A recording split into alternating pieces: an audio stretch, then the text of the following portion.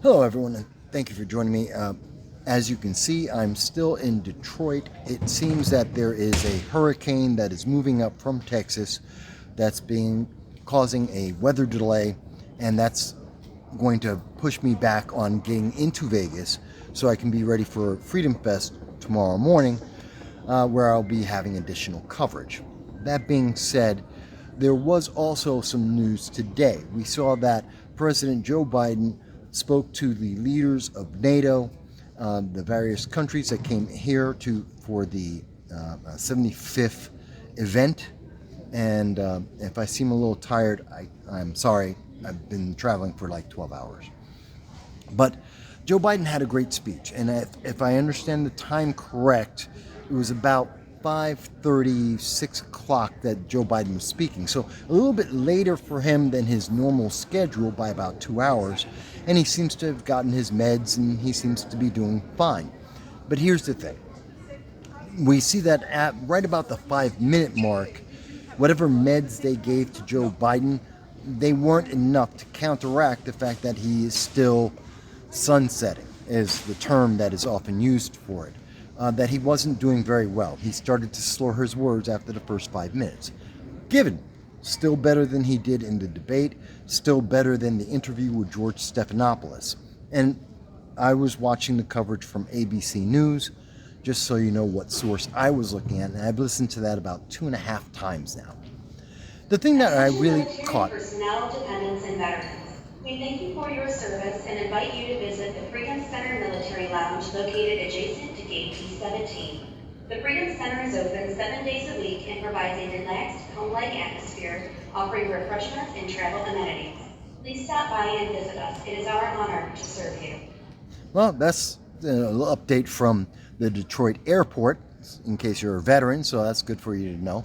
But I was talking about Joe Biden and his speech. Now, after the 5-minute mark again, he started to slur and he lost ground a little bit, but it was still a very solid speech and he did a good job of reading it off. I commend the speechwriter that he used. But the two things that caught my attention were, one, when Joe Biden was referring to Finland and Sweden, that they joined NATO. There are now 32 nations in NATO.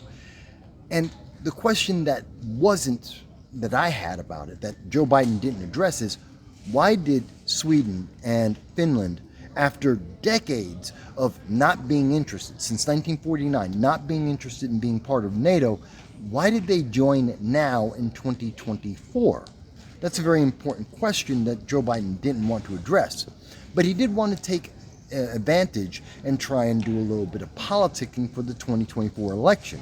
And Joe Biden said that, and truthfully, that in 2020, there were 9 members of NATO that were spending 2% of their GDP, as per the terms of NATO, on NATO. They were funding NATO at 2%. And today, there are 23. Now, this goes in line with why Sweden and Finland are now part of NATO. In part, first of all, it's the Trump administration that got us to 9 members of NATO that actually are paying in the full amount that they're supposed to pay. And that's because he threatened them that he wouldn't support them if they didn't pay their fair share. Fine. But what changed from 2021 to 2024? And that is that there's a war with Russia versus Ukraine.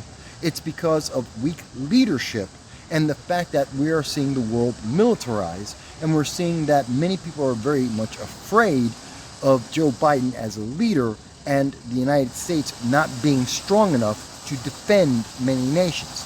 That's the key factor, I think. Now, hang on one second.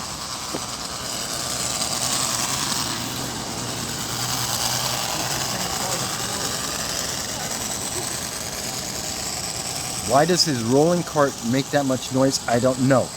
Oil the damn thing. But okay, so the key here is weak leadership.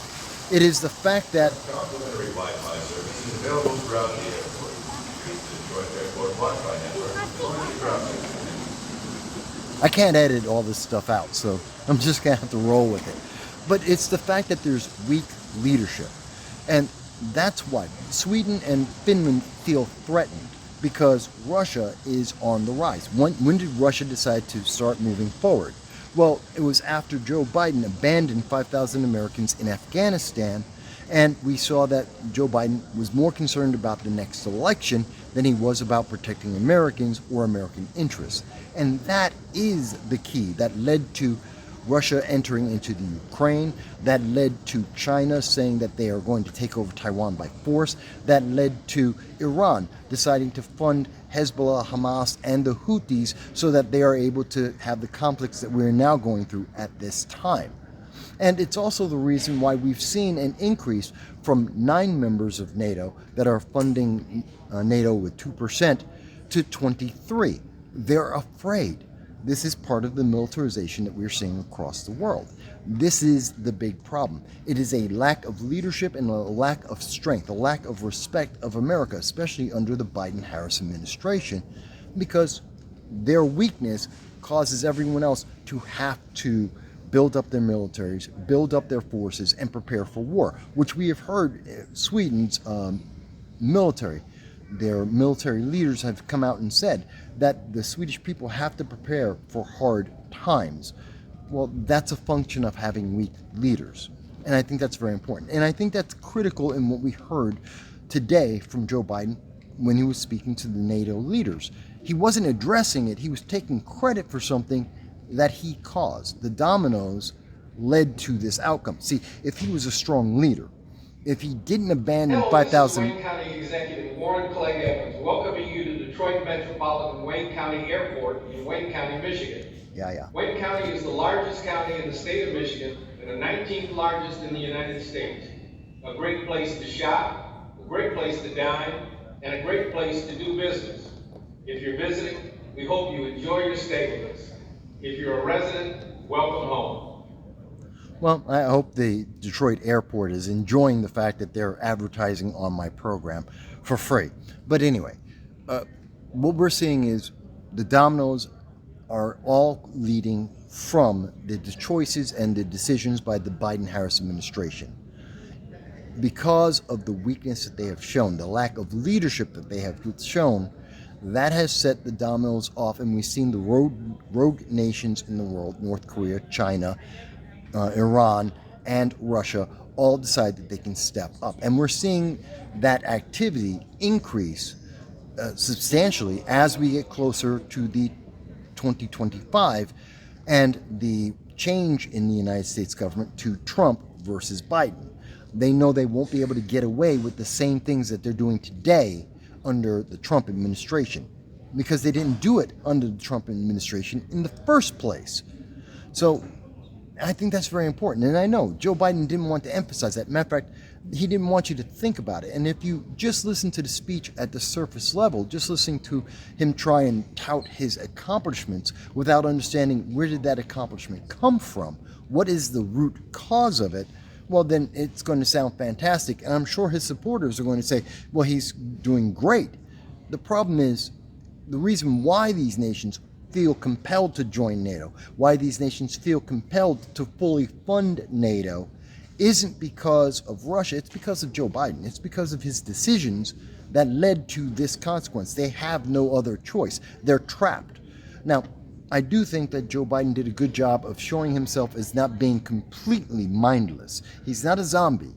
He's not a dumb man when he has his mind about him. But there's a limit on that. And we saw that today he was pushing that limit when he was speaking to the leaders. Again, from minute 5 of the coverage from ABC News and going forward is when he started to stumble with his words, when he had difficulty reading the speech and being clear and concise in his words.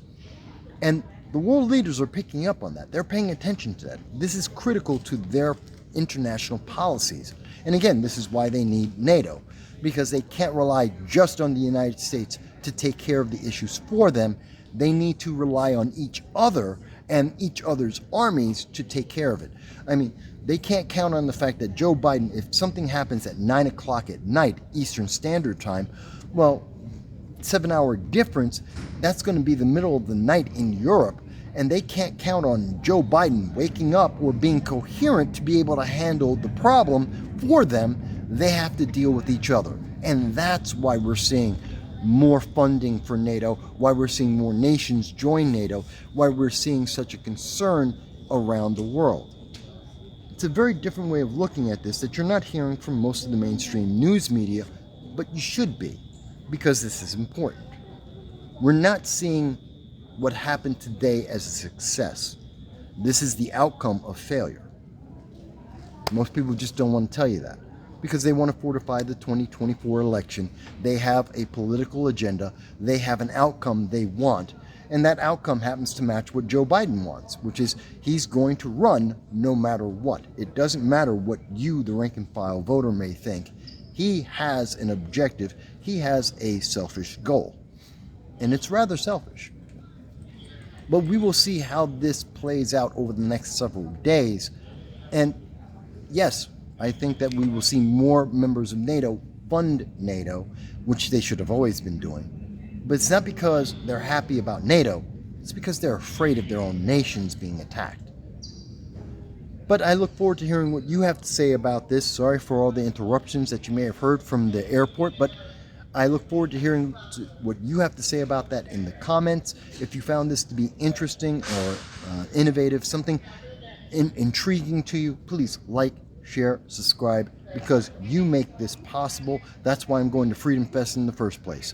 So I thank you, and I thank all my Patreon subscribers. I'll talk to you again very soon.